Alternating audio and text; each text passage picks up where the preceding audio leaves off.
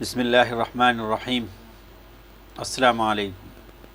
میں حکیم ایسے عزیز چینل پر آپ کا خیر مقدم کرتا ہوں اور خوش آمدید کہتا ہوں۔ محترم ناظرین، ہم آپ کو روزانہ ایک نسخہ بتاتے ہیں اور بیماری کا تھوڑا سا تعارف کراتے ہیں تاکہ وہ دوا صحیح جگہ پر استعمال ہو، اور اگر مرض بالکل معلوم ہے اور اسی جگہ وہ دوا استعمال کی تو انشاءاللہ فائدہ ضرور ہوتا ہے۔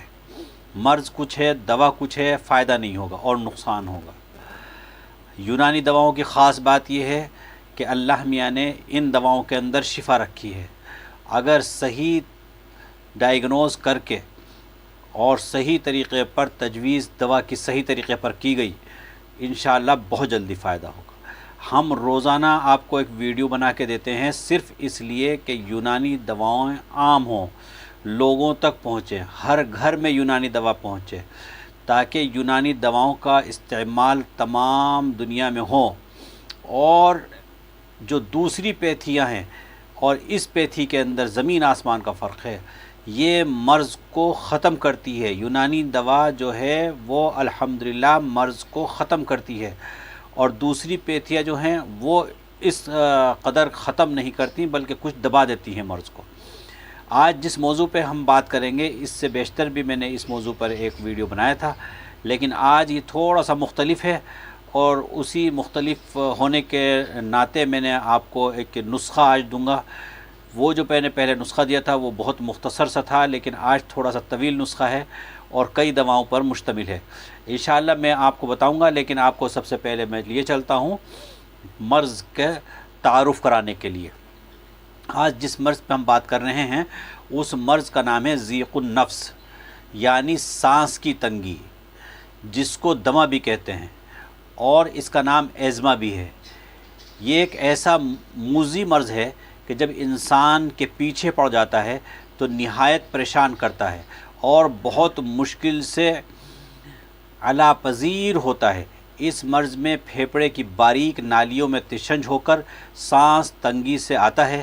اکثر یہ مرض دورے کے ساتھ ہوتا ہے، اور اس کی دو قسمیں ہیں، نمبر 1 خشک اور نمبر 2 مرطوب۔ خشک دمے میں صرف ہوا کی نالیاں اور عضلات تنفس میں تشنج ہوتا ہے، جس سے سانس لینے میں دشواری ہوتی ہے۔ مرطوب دمے میں اس کے علاوہ تشنہ ہوتا ہے، نالیوں میں بلغم جمع ہو جاتا ہے، جس کی وجہ سے سانس لینے میں دشواری ہوتی ہے۔ یعنی سانس کی نالیوں پہ سوجن بھی ہوتی ہے، اور سوجن کے ساتھ ساتھ اینٹھن ہوتی ہے ہلکی سی سانس کی نالیوں میں، اور ان کے اندر بلغم جم جاتا ہے، جس کی وجہ سے تکلیف ہوتی ہے بہت زیادہ سانس لینے میں۔ ساتھ انسان کھینچ کے لیتا ہے اور پورا سانس نہیں لے پاتا۔ اس کا سبب سب سے زیادہ نزلہ ہے، زکام ہے، اور کھانسی کی وجہ سے کبھی بلغم پھیپھڑوں میں جمع ہو جاتا ہے، جس سے سانس لینے میں تکلیف ہوتی ہے، اور کبھی پھیپھڑوں میں خشک ہونے کی وجہ سے تجافیف تنگ ہو جاتی ہیں اور سانس رک کر آتا ہے۔ علامات کے طور پر اگر دیکھیں ہم، نزلہ، زکام یا کھانسی کی وجہ سے یہ ہو تو یہ شکایت موجود ہوگی۔ دورہ مرض سے بیشتر اکثر قبض اور نفخ کی شکایت ہوتی ہے۔ پہلے خفیف کھانسی اٹھتی ہے، سانس لینے میں تکلیف معلوم ہوتی ہے۔ جب دمے کا دورہ پڑتا ہے تو سانس گھٹ کے آتا ہے، کھانستے چہرہ سرخ ہو جاتا ہے اور مریض بول نہیں پاتا ہے۔ جب ذرا سا بلغم خارج ہوتا ہے تو مریض کو کچھ راحت محسوس ہوتی ہے، لیکن اس دوران مریض کے جسم پر بہت زیادہ پسینہ آ جاتا ہے، جس سے پسینے سے تر ہو جاتا ہے، چہرے سے پسینہ آتا ہے، چہرہ سرخ ہو جاتا ہے، سانس لینے میں تکلیف ہوتی ہے، آکسیجن کی کمی باڈی کے اندر ہو جاتی ہے۔ سانس میں بہت ساری پریشانیاں جو ہیں وہ یہ ہے کہ آکسیجن کی کمی ہو جاتی ہے، سانس پورا نہیں آتا، سانس کی جو پھیپھڑے ہیں ان کی نالیاں متورم ہو جاتی ہیں، کھل نہیں پاتی ہیں۔ تو خاص طور سے ایسی دواؤں کا استعمال جس سے مخرج بلغم ہو، اخراج ہو بلغم کا، اور سانس جب ہی صاف ہوگا جب اخراج بلغم ہوگا۔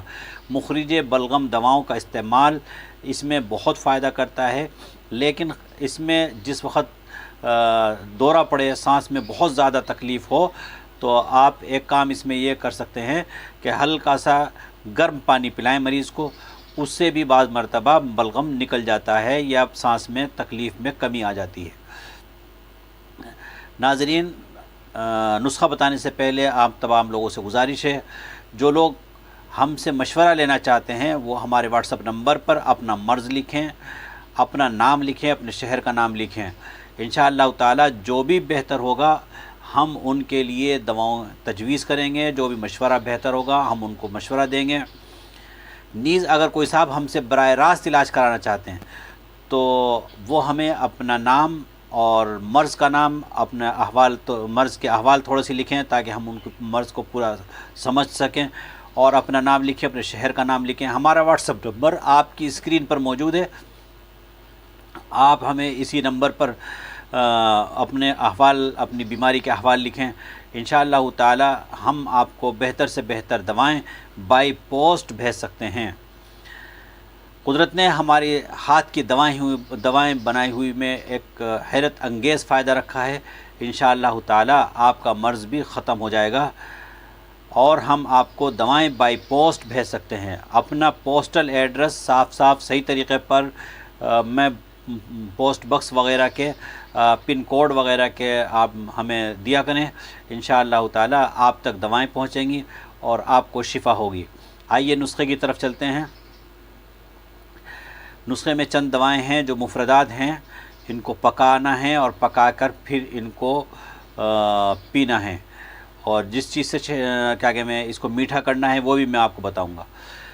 اس میں بہی دانہ لینا ہے 5 ماشا، عناب لینے ہیں 5 عدد، اور سپستہ 9 دانے لینا ہے، خاکسی 5 ماشا، آب ریشم مقرض لینا ہے 5 ماشا، اور انجیر 3 عدد لینے ہیں۔ ان سب دواؤں کو خوب پکائیں گے، اور پکانے کے بعد عسل خالص بہت اس سے میٹھا کریں گے، اور اس میں کم سے کم عسل خالص جو ہے وہ 2 چمچہ ملائیں گے اور صبح شام پئیں گے۔ اس سے بلغم کا اخراج بھی ہوگا، بخار بھی آپ کا ختم ہوگا، نزلہ بھی ختم ہوگا، کھانسی کا جو جھٹکا آپ کو لگ رہا ہے انشاءاللہ تعالی اس سے بھی آپ کو بچیں گے، اور آپ خاص طور سے